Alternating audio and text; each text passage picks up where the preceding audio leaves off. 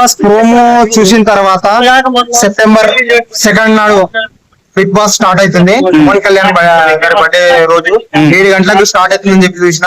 ఆ ప్రోమో చూసిన తర్వాత బిగ్ బాస్ వచ్చేస్తుంది. రాత్రి ఇంకా చూసుకుని మనం 9 గంటల నుంచి 10 గంటల వరకు బిజీ అయిపోవాలి. 9:30 నుంచి 10:30 వరకు అని చెప్పి నేను అనుకున్నా. నాగార్జున లుక్స్ ఎలా అనిపించినాయి? లుక్స్ బాగున్నాయి అన్న. డిఫరెంట్ గా ఏదో జరిగిపోతుంది, ఈ ఇంతకుముందు సంవత్సరం చూడండి, ఈ సంవత్సరం ఏదో చూసేస్తాం అనే ఒక పాయింట్ ఆఫ్ వ్యూ అనిపిస్తుంది నాకు. బట్ నేను చెప్పేది ఏంటంటే లాస్ట్ సీజన్ లో ప్రేక్షకులను మోసం చేసినట్టు ఈ సీజన్ లో మోసం చేయరని చెప్పి నేను అనుకుంటున్నాను. నాగార్జున గారి అదే ఒక వినపం నాది. ప్రతి రోజు ప్రేక్షకులు చూసి వారం రోజులు ఓటేసిన తర్వాత ఎవరు సేవ్ అవుతారో వాళ్ళని సేవ్ చేయకుండా వేరే వాళ్ళని సేవ్ చేయడము, ఒకరు విన్నర్ ఉంటే ఇంకొకరిని విన్నర్ చేసేసేయడం, అలాంటి మళ్ళీ రిపీట్ కావాలని చెప్పి నేను ఆశిస్తున్నాను.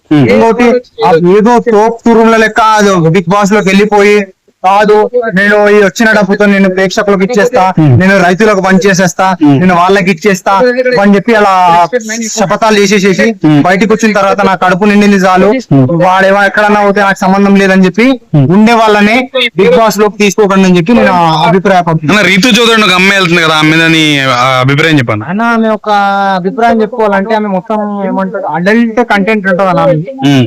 మొత్తం అడల్ట్ కంటెంట్ ఉంటది రీతు చౌదరి గురించి. అది మొత్తం అడల్ట్ కంటెంట్ చేస్తా ఉంటది. ఏదో అలాంటి అడల్ట్ కంటెంట్ చేయడం వల్లనే ప్రేక్షకులు చిన్న పిల్లలు పాడవుతున్నారు అనేది నా అభిప్రాయం.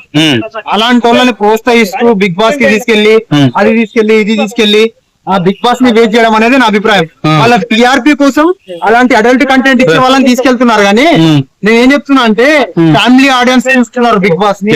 ఫ్యామిలీ ఆడియన్స్ ని ఒక కనెక్ట్ అయ్యే విధంగా ఒక ఫ్యామిలీ ఎమోషన్ చూపి బిగ్ బాస్ లో ఒక ఫ్యామిలీ ఆడియన్స్ తీసుకెళ్ళు, ఒక ఫ్యామిలీని కనెక్ట్ అయ్యే విధంగా ఒక ఊర్ ఫ్యామిలీ వచ్చిన ఒక కామన్ మ్యాన్ ని బిగ్ బాస్ లో తీసుకోండి. లాస్ట్ టైం కామన్ మ్యాన్ తీసుకుని ఇబ్బంది పడ్డారు కదా. So last time common man తీసుకునే ఇబ్బంది పడ్డారు. ప్రతి ఒక్కడు వెళ్ళాడు కదా. ఓకే, సో కామన్ మ్యాన్ తరఫు నుంచి బర్రెలెక్క ఒక ఆమె వెళ్తుందని తెలిసింది, మీకు ఏమైనా ఐడియా ఉందా?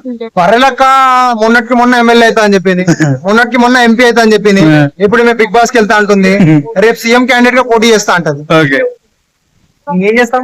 ఆమెను కామన్ మ్యాన్ గా తీసుకున్నాడు పిచ్చప్.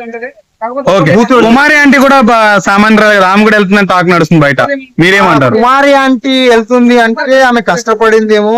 యూట్యూబ్, ఇన్స్టాగ్రామ్ ఇన్స్టాగ్రామ్ లో ఆమె పబ్లిక్ ఫేమస్ చేసింది. ఆమె వెళ్తుంది, డబ్బులు సంపాదించుకుంటుంది. కానీ నేను చెప్పేది ఏంటంటే ఫేమస్ అయిపోతుంది, ఏదో చేస్తుండ్రు. బట్ ప్రేక్షకులను మోసం చేస్తున్నారు. బెట్టింగ్ యాప్ ని ప్రమోట్ చేయడము, అది చేయడము, ఇది చేయడము. నాకు కూడా అవకాశం వస్తే నీకు హీరో రాస్తారు తెలుసు కదా? తెలుసు అన్న. వాళ్ళ ఫ్రెండ్ శేఖర్ భాష వెళ్తున్నాడని కన్ఫర్మేషన్ వచ్చింది. ఆయన వెళ్తే ఆడగలుగుతాడా? ఎట్లా అనిపిస్తుంది? ఆడగలుగుతాడా అంటే ఆయన నేచర్ ఏ విధంగా ఉందంటే నాచురల్ గా ఉంటాడు. ఆయన గురించి నేను ఇంటర్వ్యూలో చూసాను, నార్మల్ గా చూసాను. కానీ ఏంటంటే ఆయన బిగ్ బాస్ లో దాంట్లో ముందుకు సాగగలుగుతాడా లేదా అనేది ఒక వారం చూసిన తర్వాత అర్థమైంది. ఇందాక ఒక అమ్మ గురించి వాళ్ళ ఫ్రెండ్ విష్ణుప్రియ కూడా వస్తుందంట. అవును, సో ఆమె గురించి అభిప్రాయం? విష్ణుప్రియ నేను ఫాలో అవుతాను ఇన్స్టాగ్రామ్. ఓకే, ఆమె బాగానే చేస్తుంది వీడియోలు కూడా. ఆమె కంటెంట్ బాగానే ఉంటది. బట్ లోపలికి వెళ్ళిన విధంగా ఏ విధంగా కంటెంట్ ఇవ్వగలుగుతుంది అనేది పాయింట్. ఓకే, లాస్ట్ ఇయర్ అయితే మోసం జరిగింది. 7 అయితే బాగా హిట్ అయింది. 8 మరి ఇలాంటి వాళ్ళు అందరూ వెళ్తున్నారు, ఎలా ఉంటది అనుకుంటున్నాం? ఎలా ఉంటదంటే హిట్ అవుతుందని ఆశిస్తున్నా. బట్ 7 లో జరిగినట్టు ప్రేక్షకులకు మోసం జరిగినట్టు 8 లో జరగదని ఒక చిన్న ఆశ. ఓకే, నాగార్జున లుక్స్ ఎలా అనిపిస్తుంది దీంట్లో? నాగార్జున లుక్స్ అయితే వేరే లెవెల్ గా ఉన్నాయి. మనిషి బ్రతుకుండాలంటే ఉండాలి శ్వాస. బిగ్ బాస్ 8 బ్లాక్ బస్టర్ అవుతుందని ఒక చిన్న ఆశ. థ్యాంక్ యూ అన్న, లవ్ యూ.